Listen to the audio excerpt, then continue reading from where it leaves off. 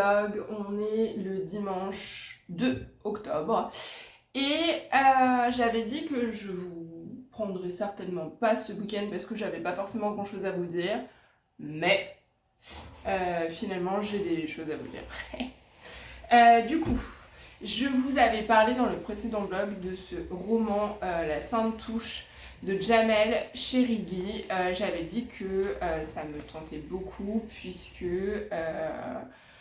ça avait l'air un peu loufoque. Le résumé c'est des mecs comme Alain Basile, vous n'en croiserez pas tous les jours et pas à tous les coins de rue. C'est dans son épicerie, La Belle Saison, que j'ai fait sa connaissance. Mon père venait de me mettre à la porte et je vagabondais dans les rues en rêvant d'une vie de bohème. Alain, lui, il en avait rien à faire de la bohème et des lilas sous les fenêtres. Sa seule ambition était de devenir millionnaire. Pour réussir, il était prêt à tout et avait besoin d'un associé. C'est tombé sur moi. Si La Sainte Touche raconte les aventures rocambolesques d'un duo atypique, c'est également un véritable joyau littéraire. Tout à la fois cynique et romantique, un ouvrage dans la veine de Carou, de Steve Tezish et de la série américaine Breaking Bad. En fait, c'est certainement vrai, j'en sais rien, puisque j'ai lu les 2 premiers chapitres et la manière dont c'est écrit ne m'a absolument pas parlé. Il y a énormément, vous savez, d'abréviations que j'ai pas aimé. Enfin, typiquement, j'ai pas apprécié la plume de l'auteur, tout du moins sur le début. Alors j'ai pas persévéré parce que j'ai envie de passer mon week-end à lire quelque chose qui vraiment m'emporte et vraiment m'emballe. Néanmoins, je pense que j'y reviendrai du coup parce que le résumé, même en le relisant là, je me dis ça a l'air vraiment cool quand même. Donc je pense que c'est plutôt mon état d'esprit du moment qui fait que j'ai pas accroché. Mais en aucun cas, ça n'a à voir avec la qualité du roman. Je pense que c'est juste que j'ai pas envie de lire ça en ce moment. Après, vraiment, toutes ces espèces d'abréviations, vous savez, J virgule pour raccourcir un mot, ne pas prendre la peine de dire je fais ci mais je fais ça. J'ai du mal avec cette manière d'écrire dans un roman. C'est pas ce qui moi me plaît, c'est pas en tout cas ce qui moi m'emporte. Je sais que ça se veut immersif, je dis pas que ça l'est pas. Je dis juste que c'est pas ce que moi j'attends d'un roman. Alors, je pense que je ferai l'effort de le lire quand même en sa totalité parce qu'il est très court, il fait 180 pages.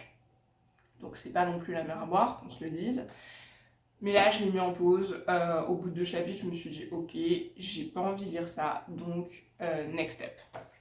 Et je suis allée chercher dans ma petite pioche c'est Louise qui dit ça, ma petite pioche à livres qui se trouve ici. Du coup, j'ai commencé, je suis allée fouiller dans ma petite pioche à livres qui est donc ici. Et j'ai commencé La Petite Librairie des Cœurs Brisés d'Annie Darling. Et alors, en termes de petite lecture doudou d'automne, franchement, on est à fond dans le thème. C'est mignon, c'est léger, ça se lit tout seul. C'est vraiment le type de lecture, vous voyez, quand je me mets à lire ça, je prends le plaid là, qui est derrière, le plaid marron. Je m'enroule. Et vous pouvez être absolument certain que je me pose ici sur le canapé avec une théière et mon après-midi est faite. Donc je pense que je vais très très vite le terminer pour le coup parce que ça se lit extrêmement bien. J'aime bien les personnages, je trouve que Posy est à la fois drôle et touchante en tout cas dans ce début. Donc je vais voir comment ça évolue par la suite. J'espère juste que ça va pas tourner à la caricature et au cliché parce que ce serait dommage. Mais pour l'instant, vraiment, pas grand chose à redire. C'est exactement ce dont j'avais envie pour ce week-end. Ensuite, petit programme en cours. Demain, je vois ma copine Déborah pour aller au sport. Hein. Clairement, on va chez Dynamo toutes les deux. Ce sera son premier cours Dynamo, donc hâte d'avoir son avis sur le sujet. Et du coup, avec Déborah, de temps en temps, on discute pas mal de lecture et on échange sur le type de roman qu'on aime, ce qu'on aime un peu moins. Et je lui ai proposé de lui faire une sélection de livres que j'avais beaucoup aimés pour lui prêter et qu'elle puisse prendre le temps de les lire comme elle le veut et qu'elle me donne son avis. Donc je vous propose de vous montrer cette sélection parce que peut-être que vous aurez des choses à redire, des conseils à me donner ou à lui donner, hein. Vous pourrez les mettre en commentaire. Je sais du coup maintenant que Déborah regarde ces vidéos, donc elle lira vos commentaires et elle s'inspirera de tout ce que vous pourrez lui dire comme avis de lecture, comme conseil, comme du coup petits tips que vous pourrez lui donner. Je trouve pas le mot là, je galère un peu, c'est dimanche matin. Mais voilà, donc je vais vous montrer la sélection que moi j'ai faite. Je lui ai sélectionné, of course, un Lucinda Riley, qui est La jeune fille sur la falaise, que j'ai lu cet été. Je vous en ai parlé dans un... je me demande si c'est pas dans le tout premier blog que j'ai fait. Donc je lui ai sélectionné celui-ci, La jeune fille sur la falaise. Ensuite, j'ai sélectionné Une femme entre nous. C'est un des tout premiers thrillers psychologiques que j'ai lu. Et j'ai trouvé ça tellement incroyable que j'en ai parlé à tout le monde de ce roman. Après, je ne pouvais pas faire une sélection sans mettre un roman de Julien Dufresne, La nuit à l'intérieur. Et j'ai mis celui qui, pour l'instant, m'a le plus marqué, à savoir 907 fois Camille, que j'ai dévoré et adoré. Ensuite, un peu de légèreté avec un Karen Pont, un roman de Karen Pont qui m'a vraiment beaucoup touchée, enfin que j'ai lu très vite, que j'ai beaucoup aimé. La lumière était si parfaite. Ensuite, je pense clairement mon roman coup de cœur de l'année 2022. L'année n'est pas finie, ok, mais à mon avis, pour battre ça, il va falloir y aller. À la lumière de nos jours, de Clarisse Sabat. J'ai hâte qu'elle le lise parce que cette fresque générationnelle est juste incroyable.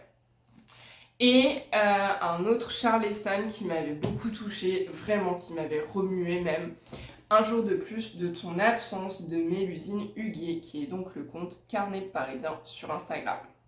Voilà pour la sélection des livres que je vais lui prêter demain, et puis elle les lira quand elle aura envie de les lire. Je pense qu'elle a de quoi faire pour un petit moment. C'est tout ce que j'ai à vous dire pour aujourd'hui. Je vais retourner à ma lecture, je vais préparer mes affaires de sport et les livres que je veux prêter à Déborah. Je vais les mettre dans un sac pour pas les abîmer. Et puis voilà, rien de particulier en ce dimanche, même pas pluvieux. Il fait grisouille, mais c'est pas la grosse pluie. Donc voilà, ça sent l'après-midi. Plaid, ça sent l'après-midi cocooning et ce sera une excellente nouvelle. Je vous souhaite du coup un très bon dimanche. Je n'exclus pas de vous reprendre ce soir si j'ai terminé la petite librairie des cœurs brisés. C'est pas exclu, encore une fois, ça se lit tellement bien que c'est pas du tout exclu. Donc voilà pour moi. Je vous souhaite pour le moment un bon dimanche. Je vous embrasse et je vous dis à très vite.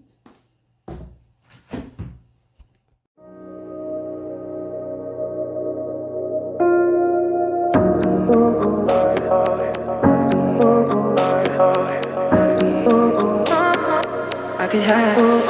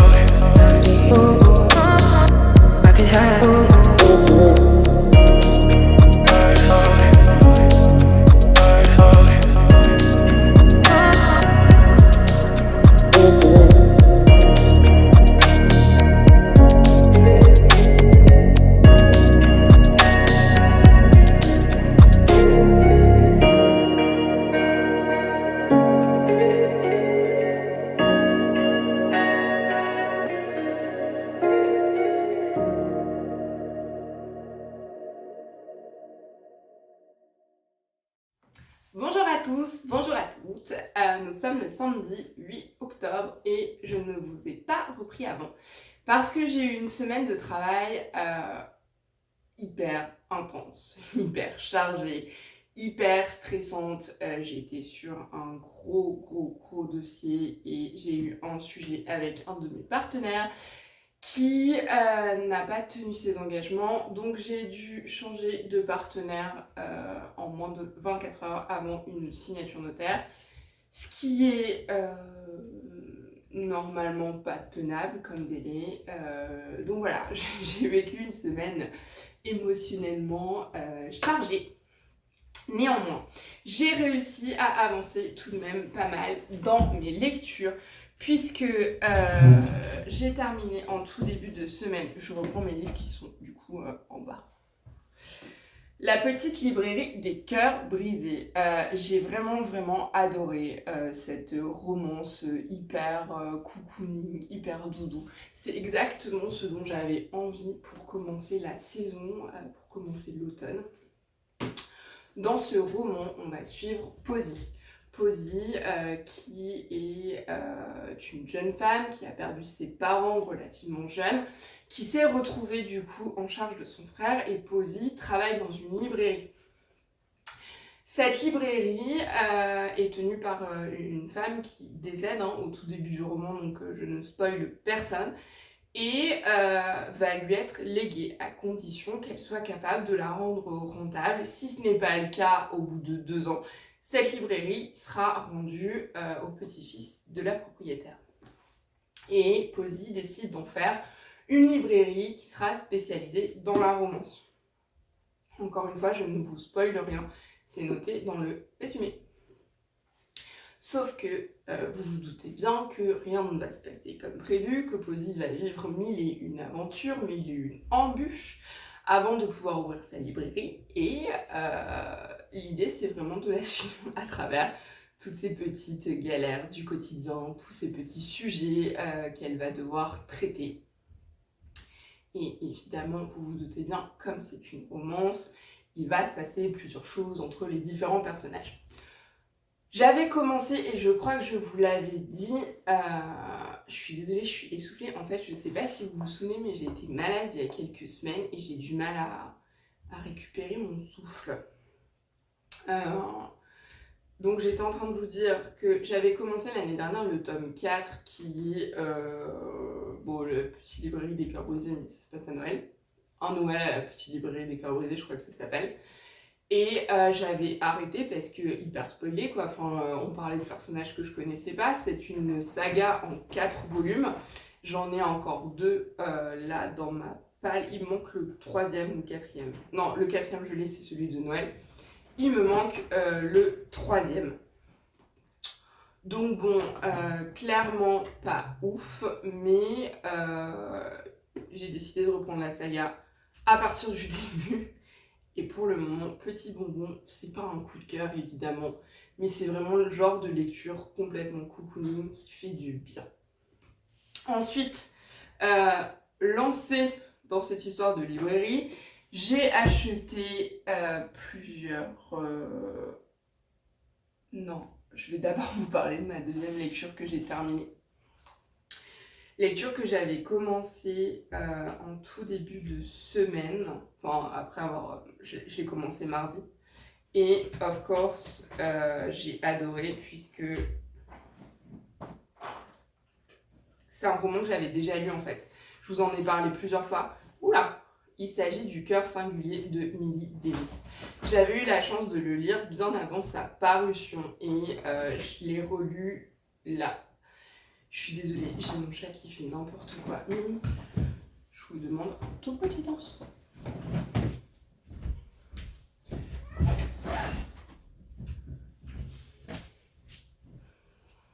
Donc, je disais,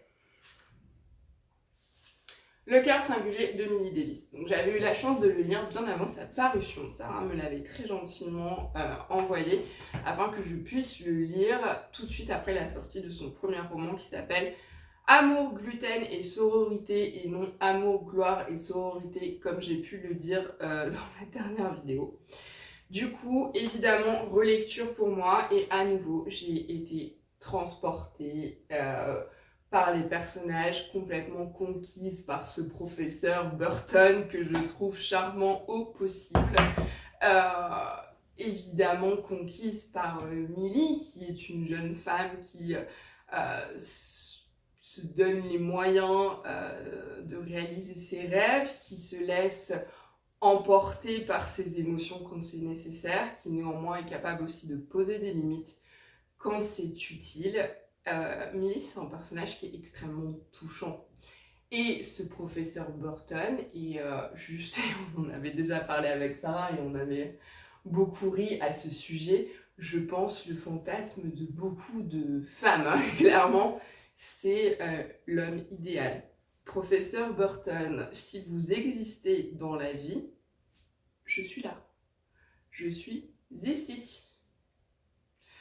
Toute blague mise à part, j'ai été encore plus immergée dans l'ambiance qu'a voulu retranscrire Sarah que la première fois. Donc j'espère que ce roman est entre les mains de nombreux et nombreuses d'entre vous et que comme moi vous aurez la chance de pouvoir le lire plusieurs fois.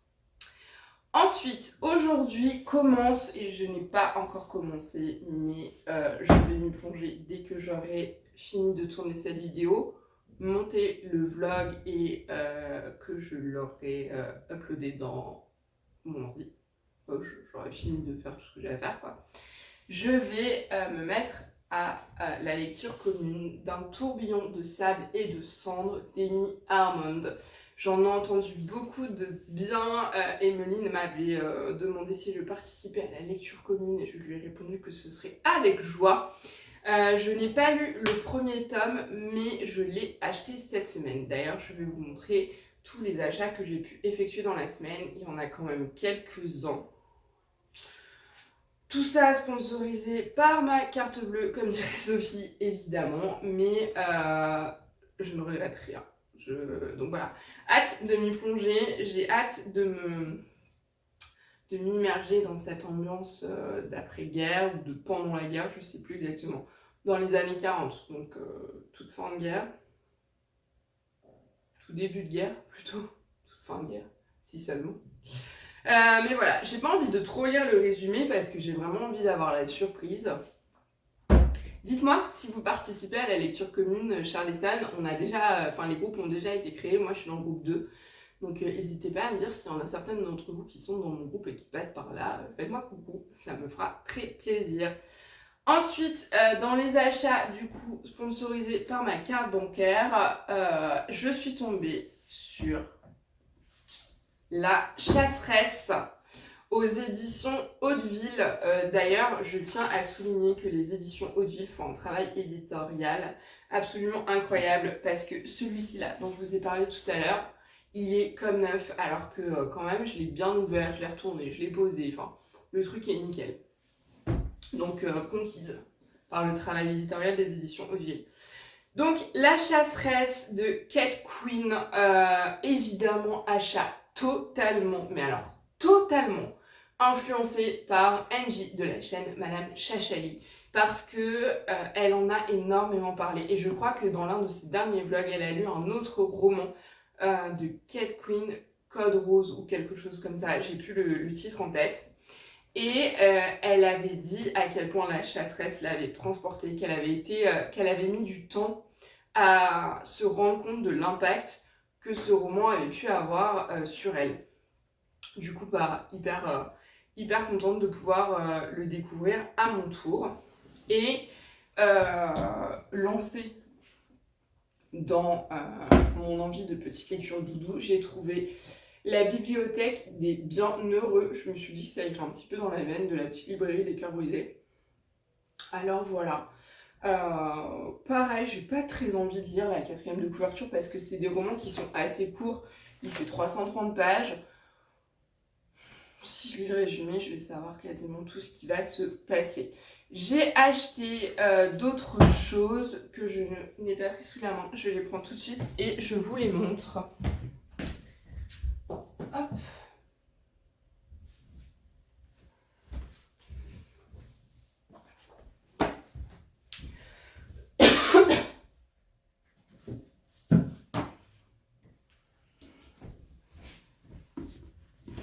Voilà. C'est la chute. Alors, j'ai pas acheté, j'ai racheté, parce que je l'avais vendu en fait, j'ai grave regretté. Le plaisir de te détester d'Émilie Millon. J'avais adoré cette romance de Noël. Elle m'avait fait mais tellement rire que j'ai beaucoup envie de la relire. Alors je sais qu'il y a 1000 romances de Noël qui sortent et que vous allez me dire, mais Justine, pourquoi tu rachètes un truc que tu as déjà lu alors même qu'il y en a énormément de nouvelles qui sortent chaque année? Je n'ai pas la réponse. Je sais juste que ce roman m'avait laissé un souvenir impérissable et que j'ai envie de le relire. Voilà. Donc ça veut pas dire que j'en lirai pas des nouvelles. Hein. J'en ai d'ailleurs dans ma palle que j'ai pas fini de lire l'année dernière, enfin que j'ai même pas entamé l'année dernière. Donc j'ai encore des choses à lire. Mais pour sûr, je relirai celui-ci. Et évidemment, poussée par mon achat d'un tourbillon de sable et de cendres, je me suis dit que c'était quand même dommage de ne pas honorer les nouvelles sorties de ma maison d'édition chouchou, qui est le livre de poche. Of course, j'ai acheté Ce que murmure le vent d'Émilie Armande, qui est donc son tout premier roman. Voilà, donc je suis à jour concernant Émilie Armande, et j'ai trouvé dans ma boîte à livres, parce que j'ai une boîte à livres dans mon immeuble, ce qui est très cool au passage, je chope plein de services presse parce que j'ai un petit libraire à côté et je suis persuadée qu'il me met tous les services presse dans ma boîte à livres. Du coup, comme personne n'y fait trop attention, j'ai plein de services presse tout le temps. Là, je vais vous montrer, tiens d'ailleurs.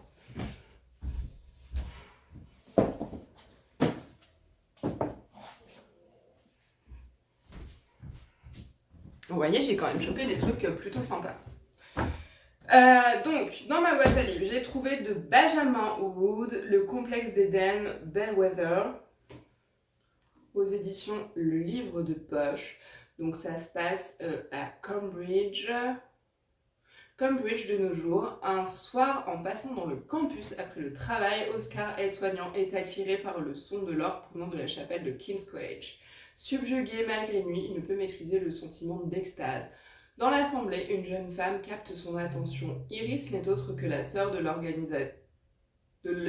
l'organiste, et pas l'organisatrice, de l'organiste prodige Eden Bathworld. Introduit par Iris dans le cercle d'amis, Oscar va découvrir la passion exclusive d'Eden pour la musique baroque et ses conceptions étranges sur l'usage hypnotique de son art. Son premier roman magistral sur les frontières entre le génie et la folie, la manipulation et les jeux perverses. Évidemment, ça m'a donné très envie quand j'ai lu ça. Et donc tous les services presse sont ici. Donc il y en a quand même pas mal. Il y a Les Éblouis. J'ai commencé à le voir passer sur Booksta. Donc aux éditions Xprime, je crois que c'est ça. Hein. Donc il est sorti le 5 octobre. Xprime, oui c'est ça. Les Éblouis. Donc il y a même, vous voyez, il a même laissé le petit communiqué de presse à l'intérieur. Donc c'est Deline Manso. C'est marqué quand la comédie de lycée à la sex-éducation rencontre le roman fantôme à la Edgar Poe. Franchement, je pense que ça peut être hyper cool.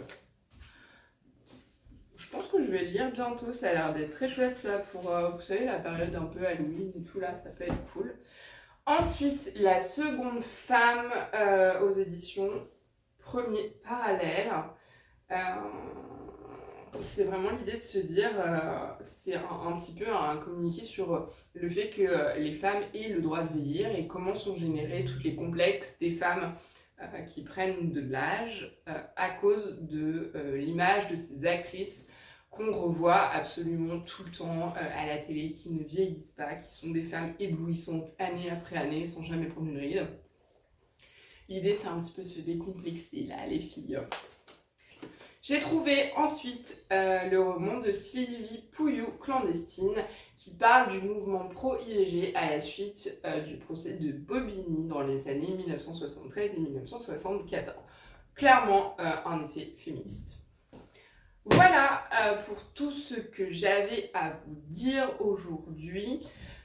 Je vais en même temps clôturer ce vlog ici parce que, encore une fois, je suis pas sûre de faire des choses très intéressantes demain. Je vais aller au marché demain matin, mais je suis pas absolument certaine que vous soyez conquis par l'idée de venir acheter des légumes avec moi. Donc, je vais vous laisser là. Je vais vous souhaiter un bon week-end, un agréable dimanche parce que je ne pense pas que ce vlog sortira ce soir ou alors il sortira trop tard, donc aucun intérêt. Et je vous embrasse très fort et vous dis à la semaine prochaine.